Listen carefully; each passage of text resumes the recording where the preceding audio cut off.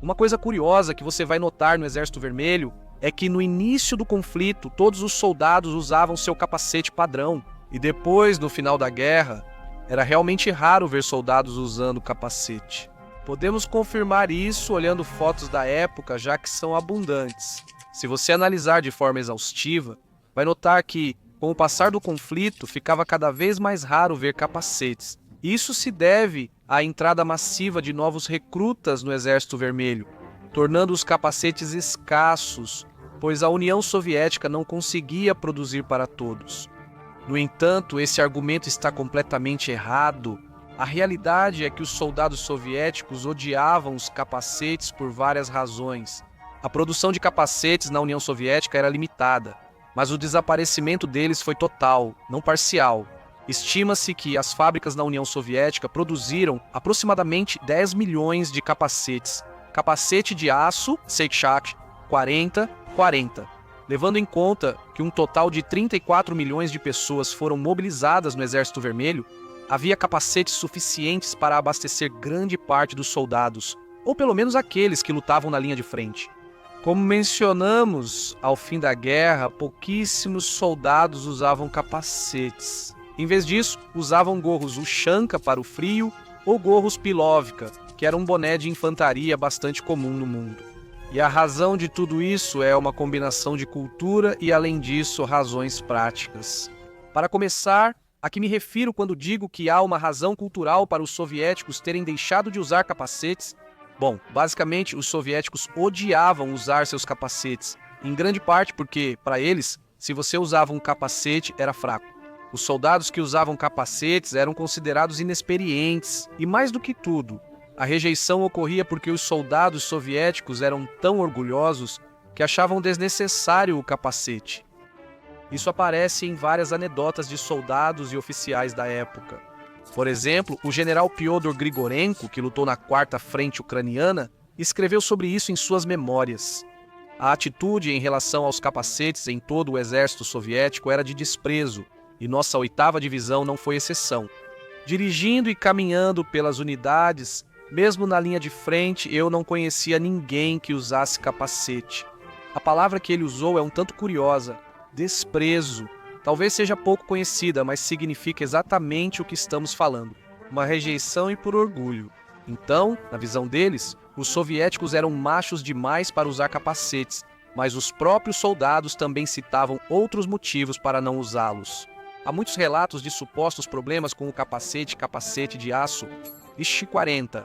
O capacete de aço Sha-40-40 pesava até 1,3 quilos, 100 gramas a mais que o maior capacete alemão M40 e 2. Após longas jornadas de patrulha, os capacetes faziam doer o pescoço dos seus usuários. Seu revestimento deixava muito a desejar nas estações frias, era péssimo para a neve, e no verão era insuportável usá-lo por causa do calor. Os capacetes alemães tinham pequenos orifícios de ventilação que refrescavam a cabeça dos usuários. O capacete de aço EG-40-40 não tinha nenhuma ventilação, então virava um forno lá dentro no verão. Também encontrei este depoimento de um veterano. O capacete ressoava na minha cabeça, enroscava nos galhos e me impedia de pensar e me concentrar. Simplesmente muito revelador. Na minha opinião, certamente não era que o capacete de aço Shi-40-40 fosse ruim. Pelo contrário, ele era realmente bom. Ele foi usado muitos anos depois da Segunda Guerra Mundial, já que cumpria sua função. Todos os capacetes da época eram incômodos, até mesmo os alemães, que são considerados os melhores capacetes do conflito. Apesar de esses capacetes alemães serem incômodos, os alemães sempre os usavam. No exército alemão, quem se ferisse por não usar capacete podia ser julgado por automutilação deliberada. Você podia se meter em muitos problemas. Já no exército soviético, os soldados pareciam ser mais indisciplinados e não havia um castigo aparente por não usar capacete. Na verdade, o próprio Fyodor Grigorenko fala sobre sua luta para que seus homens usassem o capacete. Vou mostrar o texto, vou narrá-lo para vocês, já que é especialmente longo. Grigorenko expressou: nas minhas visitas às unidades, até as da linha de frente, nunca vi ninguém de capacete. Lembrei de uma conversa com o cirurgião de Kiev, professor Kosenko, que se preocupava muito com o capacete. quase 80% dos mortos e falecidos tinham lesões na cabeça, e todos eles não usavam capacete. Aqueles que receberam um golpe na cabeça através do capacete tiveram apenas arranhões e contusões. Às vezes são graves, mas morrer por lesão na cabeça com capacete é exceção. Uma exceção muito rara, deixou o professor Kozenko naquela vez. Então, acontece que estamos morrendo por falta de disciplina. Essencialmente, estamos nos suicidando. Estamos nos suicidando por negligência. Então, decidi que assim que chegasse à linha de frente, colocaria ordem no regulamento do uso do capacete nas tropas sob meu comando. Falei sobre isso com Leusenko. Contei tudo o que tinha aprendido com o professor e acrescentei: você já viu alguma cabeça alemã sem capacete na linha de frente? Leusenko examinou a linha de frente com binóculos e não viu alemães sem capacete. Depois de olhar, Leusenko disse: os alemães têm disciplina. Nós até nos exibimos de cabeça descoberta. Apoio a ideia, mas não vou introduzir capacetes no regimento por iniciativa própria. Seria visto como covarde no exército, mas com uma ordem posso obrigá-los. Após conversar com Leusenko, redigi uma ordem exigindo que todo o pessoal alistado e os oficiais da divisão, com exceção do quartel-general e da retaguarda, usassem capacetes e as armas obrigatórias. Em todo momento, Smirnov não discutiu e assinou imediatamente. Mas foi mais difícil implementá-la do que fazê-la. Passava horas diárias na linha de frente, equipado com capacete e metralhadora. Falei com soldados e oficiais sobre sua importância e citei exemplos conhecidos. Castiguei severamente as infrações, e Leusenko acabou tendo muita razão.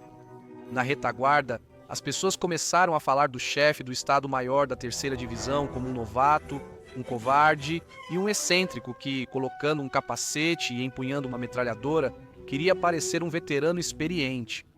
Memórias do general Fyodor Grigorenko. Com esse pequeno trecho que lhes contei, tudo fica mais do que claro. O capacete de aço 40-40 era um bom capacete, mas incômodo como todos da Segunda Guerra Mundial. Como os soldados soviéticos eram tão corajosos quanto indisciplinados, paravam de usá-lo. Nem preciso dizer que, como o professor Kozenko afirmou nas memórias do general Grigorenko, ter um capacete realmente faz diferença no campo de batalha.